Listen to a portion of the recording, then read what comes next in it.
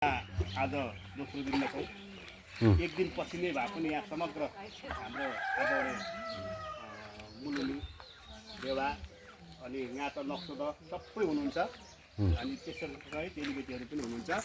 यहाँहरूलाई चाहिँ यो वर्ष मङ्गलमय शुभकामना मान्छेलाई पनि दिनु सोचेका मान्छेलाई कुराहरू सबैको पुरा होस् भल होस् भन्ने यो किराँत बाई राई सुम्निकिम उदयपुरको तर्फबाट मेरो व्यक्तिगत तर्फबाट र टोल कमिटी गाउँ ग्याल कमिटीको तर्फबाट समग्र रूपमा यहाँलाई दिन चाहन्छु।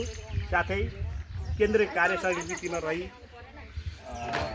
यहाँसम्म यो भित्ते पात्रो यहाँहरूलाई उपलब्ध गराउने सम्पूर्ण टिमलाई नै उदयपुर जिल्ला कमिटीको तर्फबाट हार्दिक धन्यवाद ज्ञापन गर्दै उहाँहरूको पनि यो 83 सालको उपलक्ष्यमा मङ्गलमय शुभकामना व्यक्त गर्न चाहन्छु। हाम्रो अब केही समय पश्चातै उदयपुरको चौरडीगढी नगरपालिकामा यो क्षेत्रमा यो ग्याल कमिटीमा हाम्रो सुम्निखिम शिलान्यास गर्ने कार्यक्रममा छौँ। जो अत्यन्त हाम्रो चाहिँ संस्कृति झल्काउने खालको हुनेछ भन्ने यहाँलाई म अवगत गराउँदछु। मलाई लाग्छ ज्ञातिहरूले भविष्यमा यो बाङ्गी समुदायले भविष्यमा पुस्ने चुलो कुनै तलमाथि भएको खण्डमा घरमा तपाईँको चाहिँ समस्या रहेको अवस्थामा त्यो भवनलाई चाहिँ प्रयोग गर्ने खालको हामीले आर्थिक भवन बनाउने जमर्कोमा छौँ। अब ताली यसको लागि हामीले भवन बन्दैछ सुम्निखिमको निकै हामीले यसको लागि चाहिँ जमिनको निकै पापड बेल्न परेको अवस्था पनि थियो।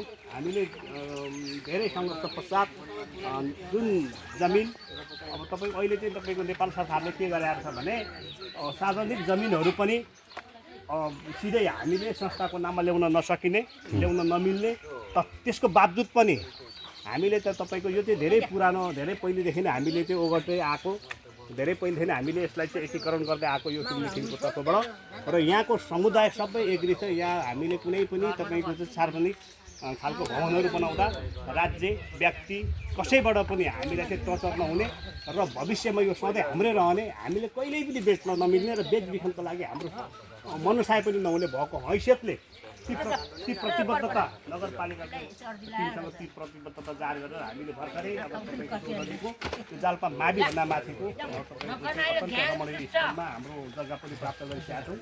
हामीलाई 10 कट्ठा जग्गा नगरले अथराइज दिइसकेको छ तपाईँहरू प्रयोग गर्नुहोस् भनेर।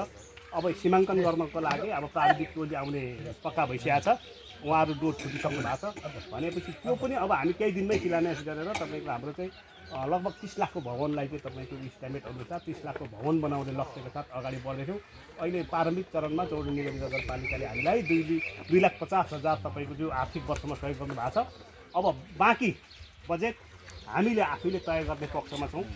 मलाई लाग्छ यो वर्षको आर्थिक बजेटमा नगरपालिका र तपाईँको प्रदेश सरकारबाट हामीलाई केही सहयोग अवश्य हुन्छ। यसको ज्वलन्त उदाहरण भनेको तपाईँको चाहिँ तल फुलुङ सामाले पनि 25 लाख प्राप्त गरेका थियो योभन्दा विगतहरूमा र त्यो भव्य भवन उहाँहरूले त्यही 25 लाख मार्फतै उहाँहरूले बनाइसक्नु भएको हामीले देखाएको छौँ। बाटोडाँडामा हामी पनि त्यही उहाँहरूकै फोटोकपी गरेर उहाँहरूकै तपाईँको चाहिँ टिमसँग सल्लाह गरेर हामीलाई पनि त्यो बजेट कसरी आउँछ, हामी पनि समुदाय हौँ, हाम्रो पनि संस्था छ भनेर हामी पनि उहाँहरूसँग कोर्डिनेट गरेर अहिले हामी अगाडि बढिरहेको अवस्था छ।